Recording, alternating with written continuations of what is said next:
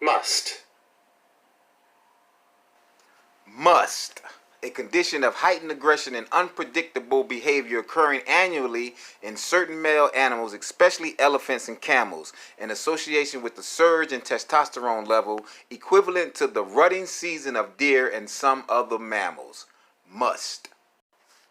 I'm gonna go on a tangent about this for a minute because I made a video about this topic before. MUSTH.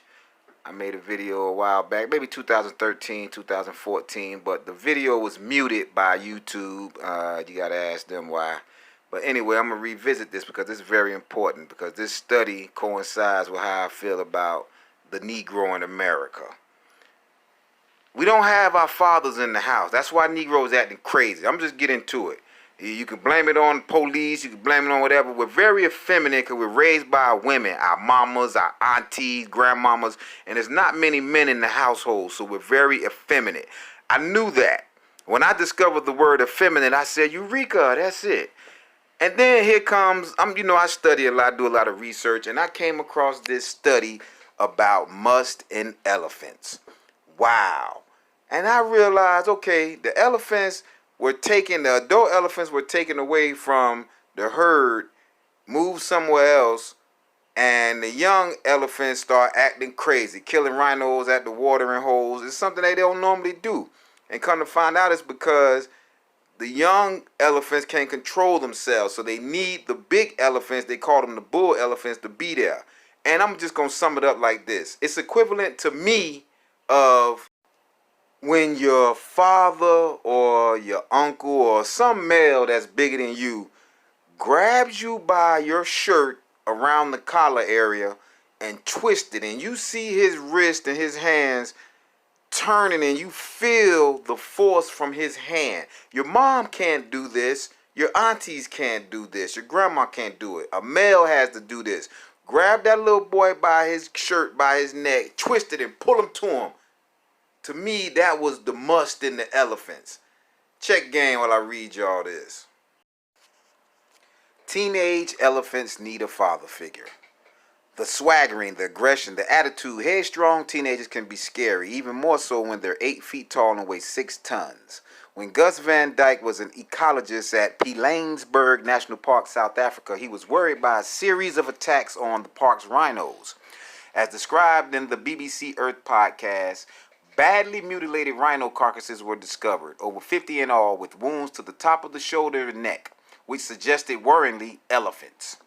Elephant attacks on rhinos are not uncommon, and jostles at watering holes are fairly common, but this volume of attacks was unusual. Further investigation by Van Dyke revealed that the suspects were a group of adolescent male elephants. Their teenage years are the same as ours, between 12 and 20 years old, who were clearly experiencing heightened aggression. This out-of-control gang of elephants between 15 and 18 appeared to be in musth. This is a unique state to elephants in which young males, usually in their 20s, are flooded with reproductive hormones. They swagger, make themselves look taller, and dribble strongly smelling liquid from temporal glands on either side of their heads, as well as producing a constant stream of urine from their penises. It's basically a form of, here I am, I'm fit and I'm healthy and I'm looking for a mate, as well as a promotion in the elephant pecking order. I call that getting your peacock on. The scary part is, as well as the urge to mate going into overdrive, the males become very aggressive to the extent that two males in musth will fight to the death, tipping each other over so they can stab their victim with their tusks. The normal safeguard is when an elephant in musth encounters a bigger bull elephant. He immediately drops out of musth as he knows his testosterone cannot compete. A young male may only be in musth for a few days. As he ages, the length of his musth periods increase until by the time he's in his 40s, he can handle it, and his musth period could be weeks. These were late adolescent elephants, though. Without the experience of operating as a male in a large social group, Van Dyke identified the probable cause. In the late 1970s, Pilanesberg National Park had been seeded with elephants from other national parks like Kruger.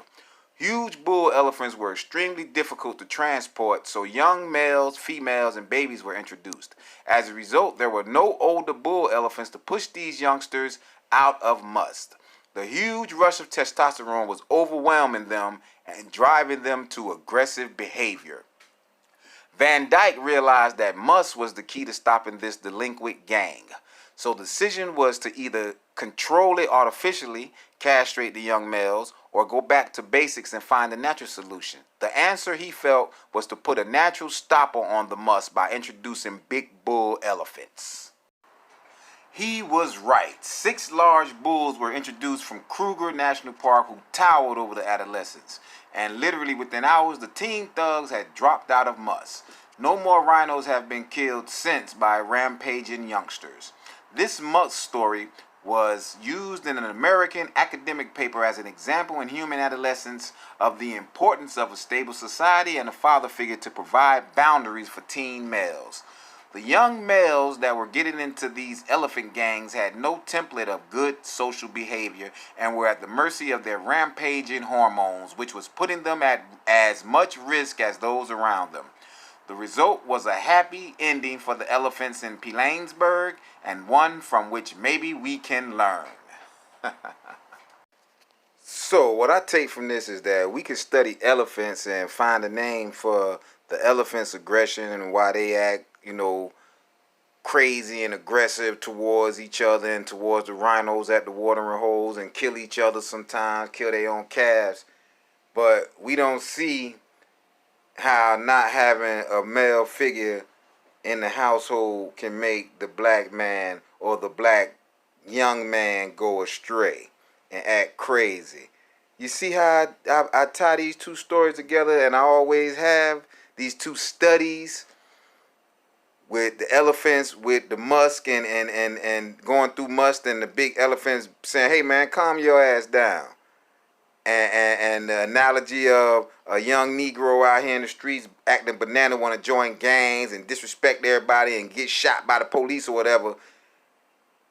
But all that'll get cut out if he just had somebody in the house, an uncle or a father, that say, hey man, cut that out and grab him.